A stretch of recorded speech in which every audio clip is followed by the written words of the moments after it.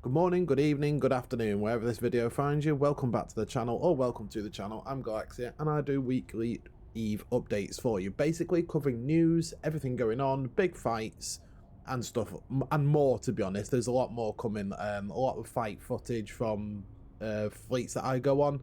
There's a lot of stuff like that that's been, that's in the works and coming.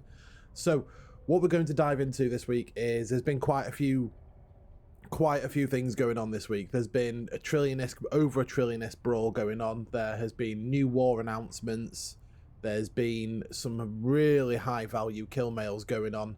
So sit back, get a drink, enjoy it, and we are going to watch and we are going to go through all the news that's gone on this week. Also, guys, if you are new to the channel, or subscribe would be really appreciated to help me get to that 10,000 gold. Does start to seem a bit optimistic, so I would settle for 5,000 by the end of the year. That would really make me happy. So if you are not subscribed and you do watch the videos, or at the end of the video you did enjoy the video and find it informative or interesting, drop a sub on there and a like, and I would love you forever. Right, let's dive into a bit of Zkill, because we'll go over Zkill and some lost mails that have gone on. There's some really spicy ones on there, so let's get into it. Right, so as we look over Zkill, what's happened over the last 7 days, the first thing I want to come to is this Tengu.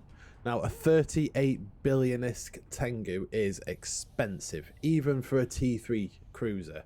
So if you look here, you can see he was killed by Northern Coalition, and it maybe he was, it looks like they were just, you know, going out on a roam through wormhole space. Of all places, wormholes. This guy got caught in a wormhole, and he had a few officer modules. He had a Vizane's modified Capri charger, which didn't drop. He had, oh, that sucks. Neither of those officer modules dropped. That is really bad, especially with a 90% loot drop event. Actually, was this yeah, this was during the 90% loot drop. That doesn't look like 90% to me, if I'm honest. But you know, and I don't know what that guy was doing. He was not running a site, so because he hasn't got any damage from NPCs. He looks like he probably was going to be running sites, but got caught somehow. And yeah, that didn't go well. That was that's an expensive loss mail, but it looks like he was getting ready to run wormhole sites, or he had been running and he warped off. But if that was the case, then you would have seen the NPC damage just here. So unfortunately, that's a hell of a loss mail. I wonder if that thing paid for itself over the time, because fitting that much stuff to it, you've either made a lot of money doing it, and you know, that's what the money you've used to make it better, or you've bought it to go out and use it and then get caught. But there's no blue loot or anything like that from the what do you call it, running wormhole sleeper sites. So I don't think that's what it I don't think that's what was the situation with that one. So let's move on from that Tengu and to this Kronos from Sigma Grindset. I'm not sure what he was doing. He may well, oh, I did see this. He was running, he looks like he was running coming through a system, and he got caught by the Niaja on a gate or no, a belt, no, not a belt, maybe outside a station, and he got caught by NPCs. I'm not sure, but basically he got marauded to death. Now, judging by how expensive these Cormac's guns are, the 19 billion a pop, one of them dropped, 3 of them didn't. Not a bad drop, but again, the 90% doesn't apply. 90% loot drop doesn't apply to high sec, unfortunately. But I basically, going by how expensive those guns were, I'm going to go out on a whim and say that they were very expensive magnetic field stabilizers. Maybe officer, probably not officer rolled, but like faction god roll kind of deal. And yeah, he took a lot of damage though. He did take a lot of damage, but I think that's probably because he had someone repairing him. Let's see if there was actually anything else as well. Oh, there was. Oh, okay. 2 marauders. Oh, that sucks. That sucks. 2 marauders, spider tanking, running a site maybe. What was that one? not officer fit, so he was smart, but he still had abyssal lows. So yeah, they were cap and remote repairing and cap transferring each other. That's why they both took. He didn't take much damage, so he was the weak link in it, which yeah caused him to die as well. But that's these guys are at war with. I think these guys have actually declared war on a lot of people at the minute. Maybe due to the 90% loot drop that was coming, and then obviously CCP changed it to low sec, null sec, and wormholes. And I don't know, maybe that's why they declared war, but they've been getting some really good kills, so that is just unlucky. 82 billion lost and nothing. They didn't lose anything, but 2 Vargas is a lot of damage. That is a lot of damage. So the structure, the pandemic horde structure in cache, I'm only mentioning this one because it's in our space. This is actually one of the remaining Fortizars. It recently got anchored. I can't remember. I remember someone telling me about it. I can't remember if it recently got anchored or it's just a one that's been sat there for a long time and finally getting destroyed. But it got, oh yeah, 90% loot drop is fully applying here. Near the entire fit dropped. Everything dropped. That's more than 90%. But I'd say that. Oh no, look, there's your 10%. 27 million. There's your 10%. Why is that just copied? I don't know. But yeah, there's your 10% that didn't drop. But yeah, that was 174 people on the Fortizar. I imagine it was gunned. That's why, you know, a Lashak fleet is really good for killing Fortizars. Well, Fnatic Legion have been taking care of cache, as that's pretty much where they live. So they've been doing a really good job of keeping hold of that space and keeping it clean from hostile structures. So again, I'm not sure if that was anchored recently or if that's just been sat there for a while, but that dropped and cleared out cache once again. Now let's move on to some super carriers. So first up, well, I mean there are some others, but it's like Absolute Hate. I think they're part of Absolute Order. I can't remember, but these guys have lost a lot of. There's been a lot of these dying. Oh my good god, that's a lot of materials. Well, there's been a lot of things like structures are always dying every week. Structures are dying all over, so especially in low sec. So we are coming over to this actually. I'm glad I clicked this one. We're actually coming over to this because we do have a battle report for said Fortizar, which I'll come back to in a minute. Actually, we'll come over that in a few minutes.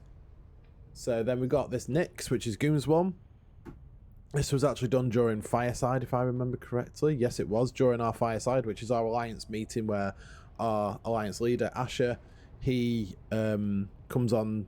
We all join a Mumble channel, and he tells us like what's going on in the within Goons, any future plans that he can announce, any doctrine changes. It's basically, and then he does Q&A at the end. So he talks to us about what's going on and what's been happening, new things that are coming to the alliance, and then a Q&A at the end.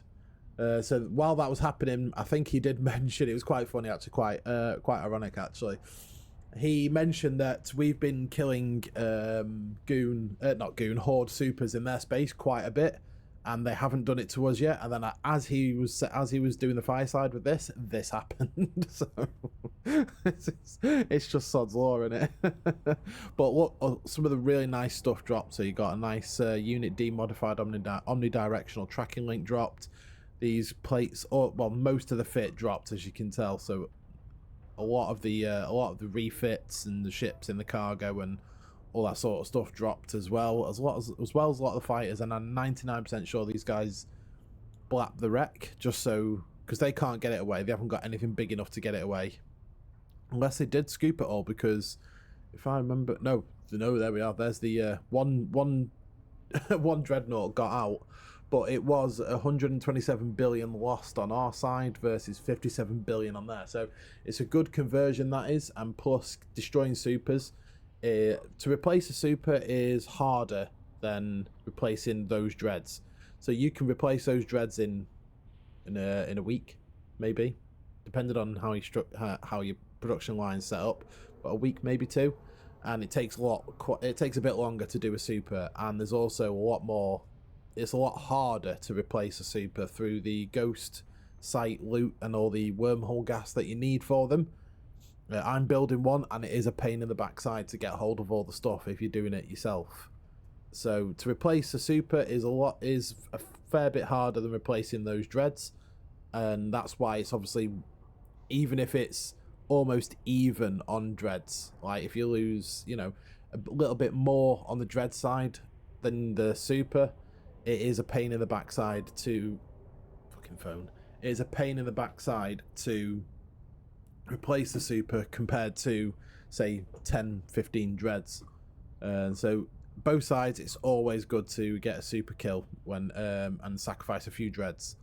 So let's move on to the next one, which is an Aeon of, don't know who they are, but the battle report doesn't look good for him. Yeah, I think he got caught out, maybe asset and asset safety, Moon 4. I don't know if there's a station there, but it could possibly been an asset safety job, or I don't 100% sure. I'm questioning the fit, because you would have at least on a super like this, you would have at least have a faction damage control, and you'd at least have one, well, two, maybe one plate in there, armor plate in there, to give you some more raw hit points. But I suspect it's an old super. It's got a Sino on it. That's a very old super. Slow cat by the look of it, with these remote transfer. Now a slow cat is from very early mid 2010, like 10 to 15 area. Basically, you had super carriers. They would have remote cap transfers, so they'd spider tank, like a logistics fleet, like a logistics cruiser fleet, like a Basilisk or a Guardian. They'd set up the cap chain, so ships cap each other, and then they all rep one target, and like logistics basically. And that looks like it's from that era, because the cloak is probably an afterthought. But the Sino and these suggest that it was probably an old slow cat fit.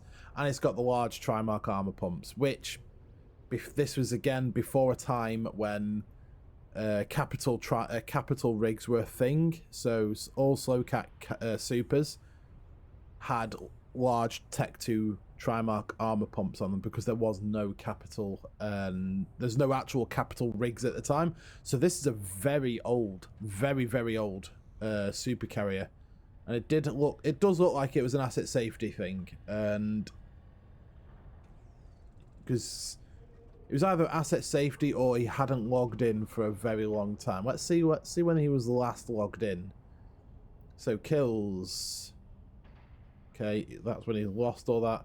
2016. And was he in a super carrier then? No, he was not. So that could have been the last time he'd actually committed any form of time to Eve, which is around the time, see there, 2013, the territorial claim unit before Fozzie Sov. So that would make sense, actually, that was a slow cat fit. And that looks like when that character got into a slow cat, and then, God, is it 10 years ago? God. Wow, okay. So yeah, no, that surprised me, and I didn't realise it was that long ago. But yeah, it's that's a very old super carrier, so it's a noteworthy carrier to Aeon to mention, because you cannot fit them like this anymore. You can't fit a Sino on them. You can't fit large Tech 2 Trimarch armor pumps on them anymore. So that's a very old super to go down. Finally, time caught up with it, it seems. And that was again the battle report. It was just caught by White Sky and some Black Ops and stuff like that. So yeah, just met a horrible end. So we do have a Pandemic Horde super that was caught. Again, this was caught by Dreads running a Crab Beacon, Rattin, another Officer Fit one. A lot of Officer Fit supers dying lately with running Crab Beacons. Now I've got super, but I don't use it for Crab Beacons because I would rather use a Dread personally. They're not that much faster, and to be honest, if I was worried about doing them quickly, I'd put another Dread out. I wouldn't really use a super for it, because a super is a much bigger target, and 2 Dreads can do them quicker than a super carrier, and you know, with a lot less ISK on field. So 2 Dreads, you're probably talking what, 16 billion-ish, roughly, for 2 Rev Navy issues, or whatever your flavour is. So he's probably talking 16 billion versus 100 billion here. But the BR for this one was, I think, yeah, by the looking of it, we fed a lot of dreadnoughts to this, but notice how they are not factional like Navy ones, because there's no much point really feeding Navy ones to these. You may as well use these, I say, cheap throwaway dreadnoughts. They're not really cheap and throwaway. They're 5 or so billion with some change, but compared to a Navy one, which you can talk in about 7 or 8 or 9 billion, depending on how you fit it and whatnot, these are classed as throwaway dreads, which may seem weird to a lot of people in EVE, but in nullsec you do like big alliances like Horde, Fraternity, Init, Goons and Imperium and all these coalitions. They do have a very, very substantial dread cache all over. So you'll find that these coalitions will have caches of maybe even thousands of dreadnoughts in stations dotted around. So, you know, if they ever need them, they can go to them. This one was 100, another officer fit. Yes, it was. So everything dropped. And I think as there was probably no hope of extraction, maybe some of the loot got scooped by these redeemers or the Black Ops.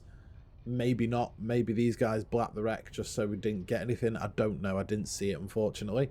But looks like the crap stuff didn't drop and all the good stuff did drop. But yeah, it's this is a common thing nowadays with over between, let's just go to here. Let's just go to the map here. So this is a common thing. So all these areas here, all it takes is to gate a bunch of dreads over, jump them somewhere, log them off. That's it, and then you've got a pre-prepared dread bomb ready to go. So between over, like I would say all around here, and then all around here is areas that both sides are more than capable of dropping on, especially from Great Wildlands into Scalding Pass and stuff like that. Especially around here because you got Curse to Wicked Creek, you got Great Wildlands to Scalding Pass, all within Black Ops range along here. But then you've got all this that's a bit harder to hit, so that's a common thing nowadays, is dreadnoughts going across the borders and dropping on these ships, which is why we are now seeing a lot of these super carriers dying back and forth, which super carriers do get replaced very quickly. They are a pain in the backside to replace over in the long term, because they take a substantial amount more materials and more harder to get materials, and some bottleneck materials as well to build over normal dreadnoughts. So let's move away from that one, and then this Erebus. Now, I have not seen what's happened with this one, but the Gorgon spawn, I remember these guys from a very long time ago. Gorgon spawn have not a new alliance. They're not a new alliance. They've been around for a while, but this guy was last in Wicked Creek. Looks like he was in. He wasn't in a suit. He wasn't in a Titan then, but he was in either Gypsy Band or the Initiative, one of the two. But that was in SeaTac LTX in Wicked Creek back in 2011. This guy was last logged in, so he must have jumped this into NPC null and to essentially log it off for long term. Then obviously came back in. Someone must have seen him logging in and changing a fit or something along the lines, and then set the trap. All it takes is for you to log in once and someone to see that you're logged in, and then that's it. They know you're in that system, and these guys are very good at hunting down stuff like this. I mean, a T2 damage control, really? Got all that. You got a Titan, and you're gonna stick a Tech 2 damage control on. I've expected an officer or minimum faction, but hey ho. It's an old Titan, so is it large Trimarchs? Yes, it is another large Trimarch armor bump Titan dead. So again, that's another very old Titan that's died, and quite notable because that cannot be replaced with those rigs. The Titan can be replaced, but how it's fit cannot be replaced, because you cannot fit those rigs on it anymore. But it looks like he was either jumping somewhere or maneuvering, or just, you know, checking to see what's going on. It looks like by the fit, he'd logged in, deployed a mobile depot, refit to cap recharges, and that's when he probably got spotted and then hunted down. So we're going to move on from Zkill now. We've got some other things to cover, some very, very tasty things, so let's dive into those. Unfortunately, I have to go to Reddit for a lot of the EVE news, because that's where people post about it, that's where everything gets discussed and shown around.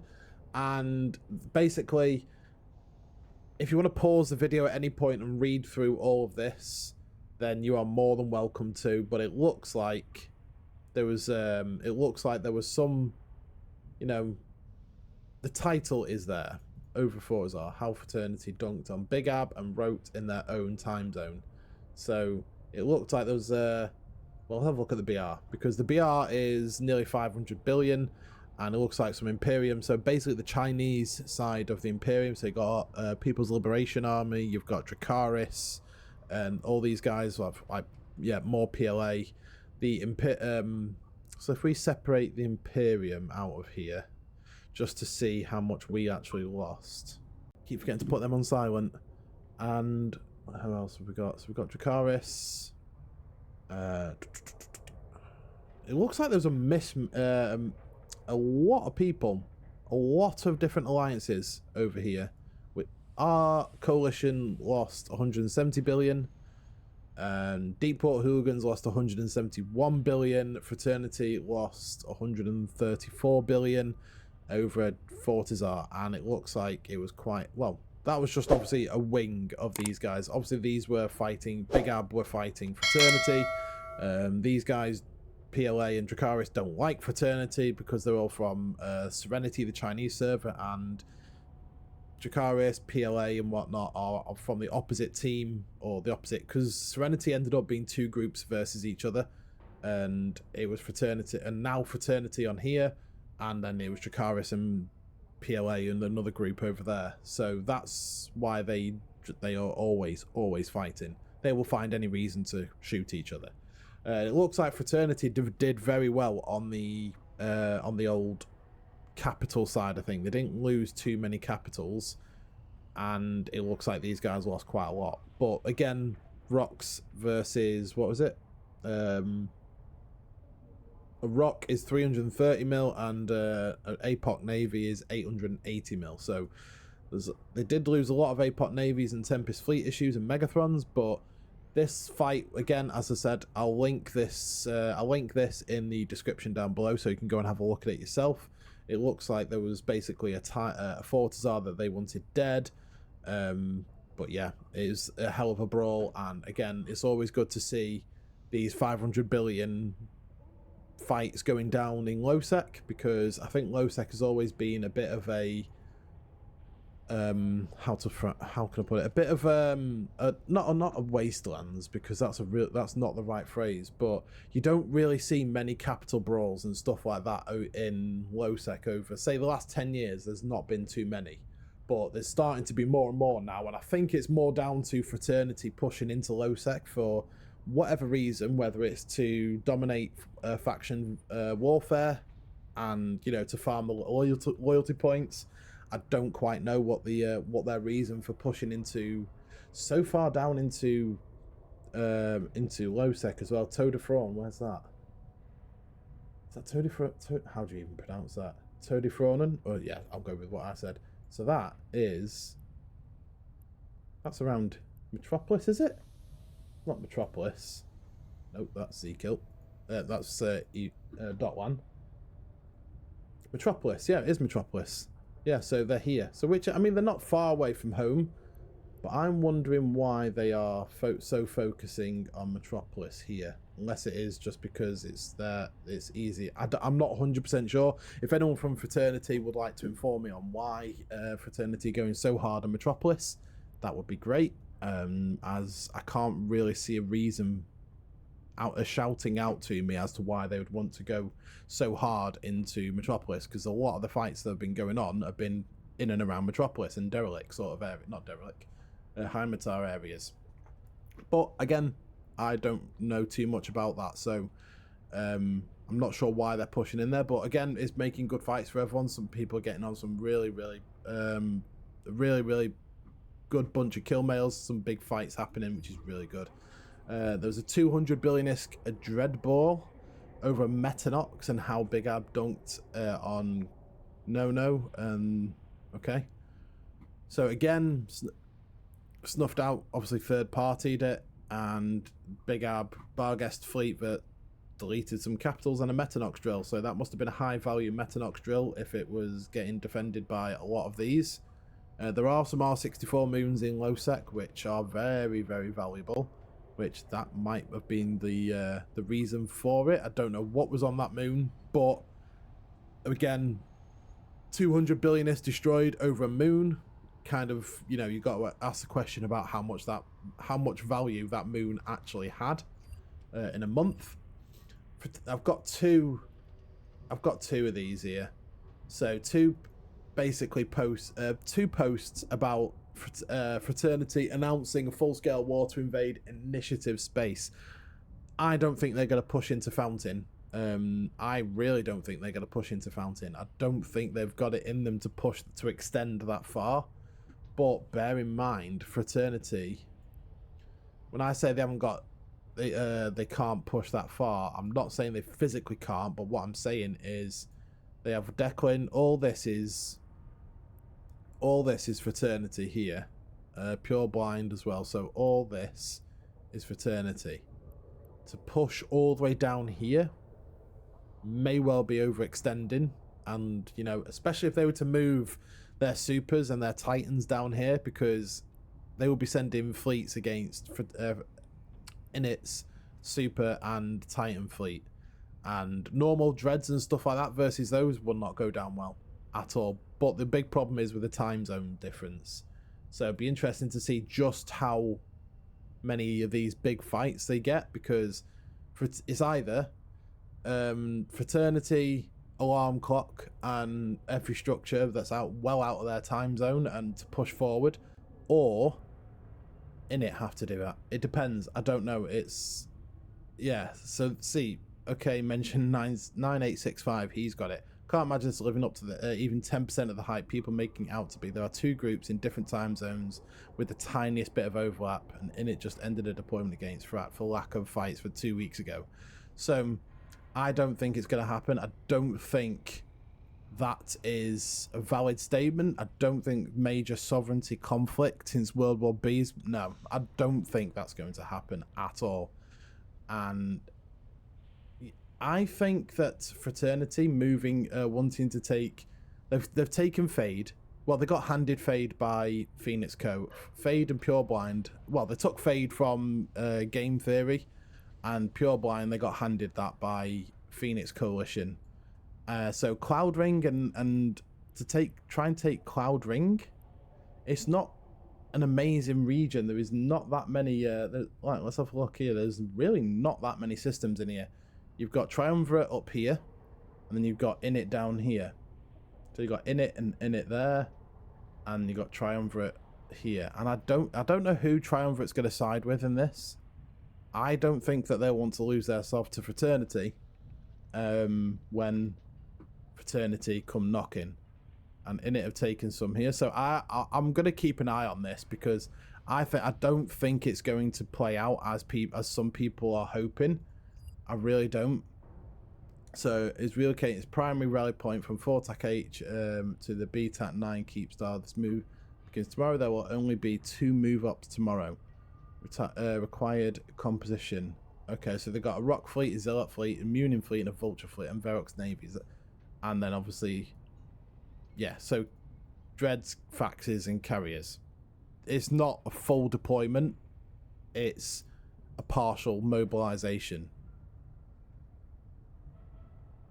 Oh, okay, never mind. Supers, Titans, and Faxes for decisive operation. They will move next week. Okay, so they are moving Supers and Titans, which will leave them wide open for someone. Like, if someone was to say, if Horde, that it won't happen, but if Horde would turn around and say, oh, let's going to start pushing you out of Geminate, they won't really be able to, because if Horde push their Supers and Titans into Geminate, Fraternity can't fight back against it.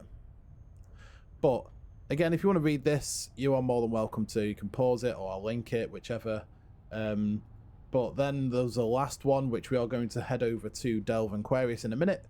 As this, there's also a video to this fight, so I will link the video below. It's like a cinematic, very well put, and a bit of plot behind the video. So this was a 1.2 or 1.3 trillion-esque dread brawl over Fortizar, and basically Synergy have been pushing into Owner Fleet's space, and Only Fleet's dropped to, I believe Only Fleet's dropped to Fortizar in like a front line sort of area, and they were there to defend it.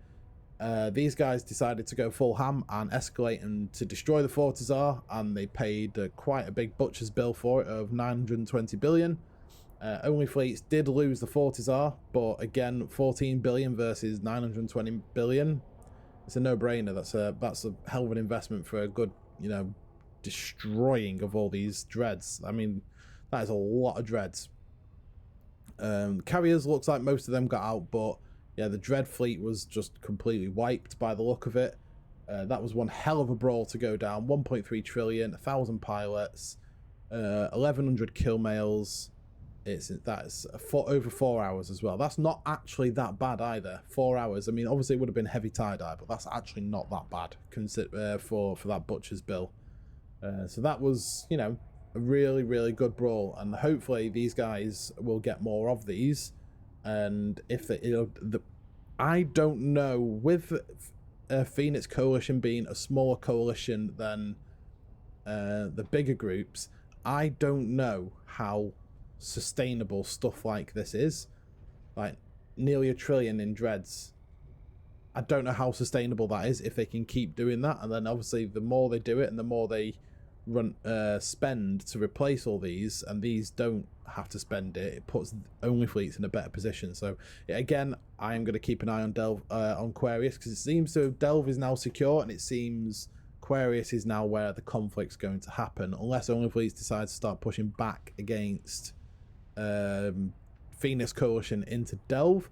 We'll have to keep an eye out for that one. So let's go over to Dotlan and have a look at all the Sov movements, alliance member movements, just what's been going on in the rest of the universe.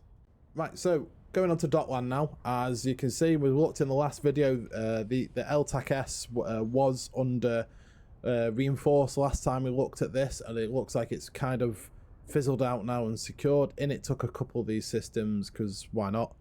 And it looks like, I think that was mention of a Fraternity have a Fortizar in E9KD, or in it have one in there as like a front line, and which, if I remember correctly, that is in its front line. Yeah, well, it's triumvirate to go to 6 RCQ in there, but I imagine that is in its front line to stop Fraternity pushing in into the space. So again, I know we did just go over this war. I don't think it's going to be, I think it's a little bit overhyped for what it's going to end up being.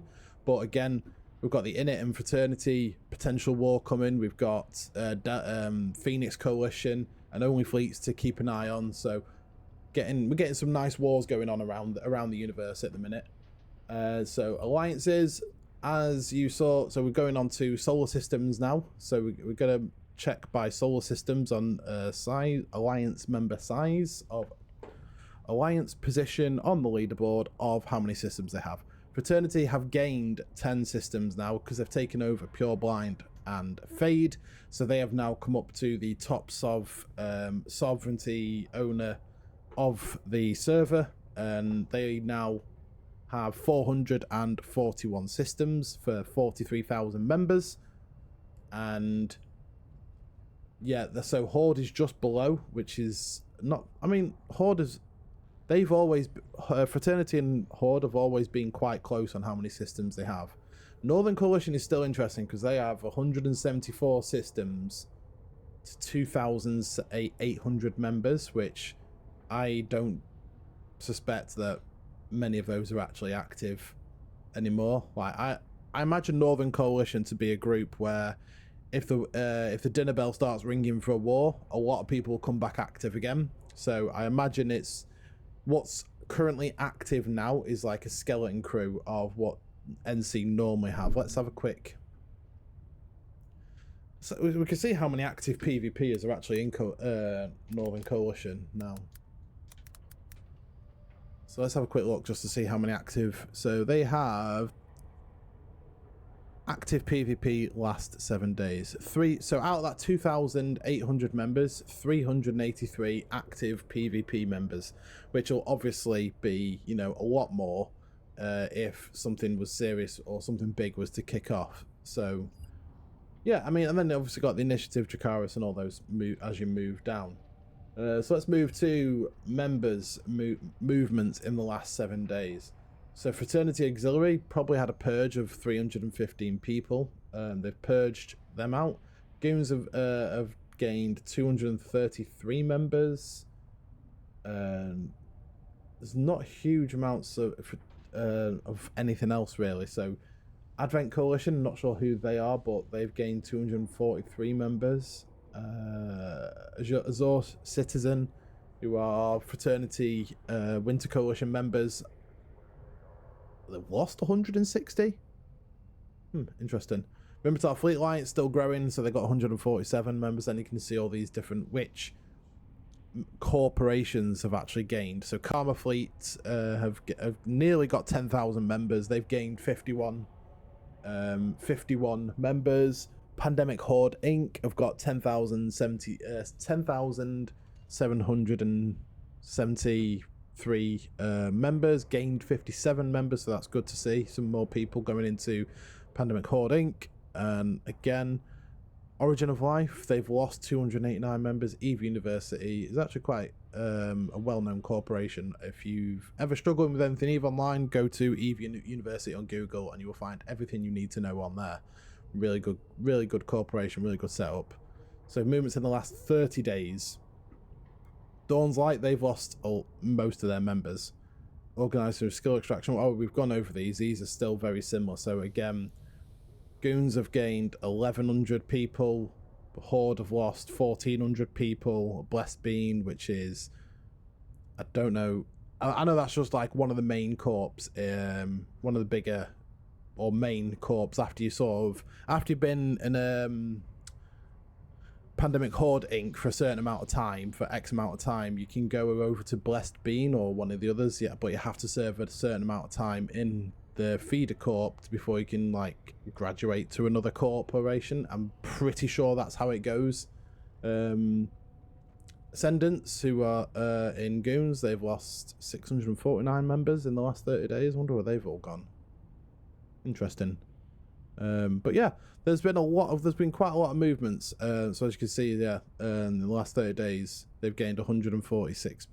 See, they've gained 146 new characters, or yeah, new characters. Not maybe not new players, but new characters.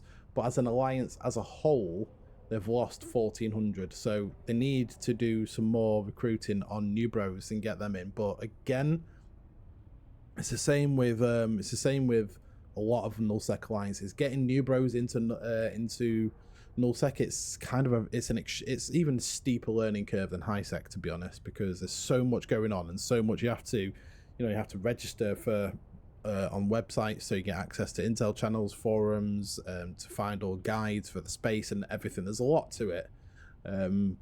It's pretty straightforward. It can be quite overwhelming, especially if you are brand new to the game. So let's move on to some sovereignty campaigns. So you got Wicked Creek, which again was reinforced, I suspect, by Horde, because it's kind of what we do at the minute. We just keep like Datorid and Wicked Creek and these outer areas away from jump range of CTAT-J, our capital. Kind of just get, you know, the odd system intosist. And again, based on where this is, so I'll show you, based on where this is, all this reinforced here, that was probably done by us, because cache is our space, and we're literally 2 jumps from Geminate to here.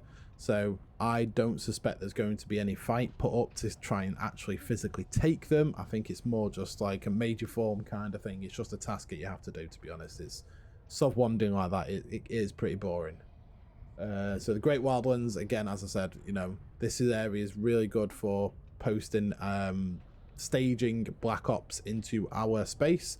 So you can get all on the edges of the region and project Black Ops in capitals into Goon space. But it's also a very good highway from Gemini to the back end of our space, which is again why I said ages ago now that Cache is a very, very strategically sought after region. Whether Horde or Pandemic Family will admit it or not, the amount of connections from Cache is ridiculous. So you can get literally straight into Cache, and you can go from there 2 jumps to Gemini. You can go through a few of these and you can get right to Outer Passage. You can go into the Spire. It's kind of insane the connectivity that one region has. So very, very, very strategically important region for connectivity wise. Not so much like SOV upgrades, like mining upgrades or anything like that. Or no, I don't think Concord beacons are ran here because it's out of range. But you can have, you know, your AoE ratters, like your smart bombing ratting and stuff like that. And yeah, so it is quite an important region because you can connect directly through Great Wildlands into Horde space, into Gemini here. So as I said about Delve and Aquarius, I kind of segued away from it at the start. Unfortunately, it hasn't quite been in order. So as you can tell, let's just have a quick look at the indexes. So we can go to strategic index, is it? Not ADM. Okay, never mind, then you can't look at ADM. You can look at ADMs to see which one's got the highest and lowest ADMs, which is the activity defense multiplier. The more mining you do, or the more ratting you do in a system, the higher the military and the industry index goes up. Then you got a strategic index, which allows jump bridges and stuff like that. But I think if we go over, yeah, you can see there's quite a few jump bridges in Delve and Aquarius now. So Delve is fully settled in. Those guys are making money. And there's a war going on back and forth, obviously. There's nothing really to report in Aquarius apart from that one big fight that's going on. There's no systems that are being intosed or being reinforced. There's nothing really going on like that, so there's not a lot to do with... we are going to obviously keep a close eye on all of that, the Delve and Aquarius conflict, and we've already gone over Cloud Ring and the Fraternity sort of... declaration of war, if you want to call it that. Haven't got anything else, unfortunately, guys, because I've been mad busy with work and I haven't managed to reach out to all the wormhole and the low set guys that I was meant to contact. So I do sincerely apologise about that. But I've got some combat footage of some fleets we've gone on. There's actually there's a really good fleet that I was on, and a Retribution fleet, and it sounds, you know, Retributions, but oh my god, you should see this fleet. That will be coming up in a few days, so make sure to watch that one. And guys, I've got some videos on the screen if you want to watch those as well, or go back into some of the back catalogue and give them a watch, like on World War B footage, or some just generic, some more Eve videos that you might be interested in. Feel free to have a browse. There's quite a lot up there in a minute. There's only going to be more and more coming. So thank you for watching to the end, guys. Really, really appreciate it. I'm going to be drawing the giveaway for that other video very, very soon, so good luck on that one. But thanks for watching. Make sure to click one of these and have a browse of those, and if you've got time. Well, thank you and take care, and I will see you in the next video, which will be probably in 2 or 3 days. So yeah, take care.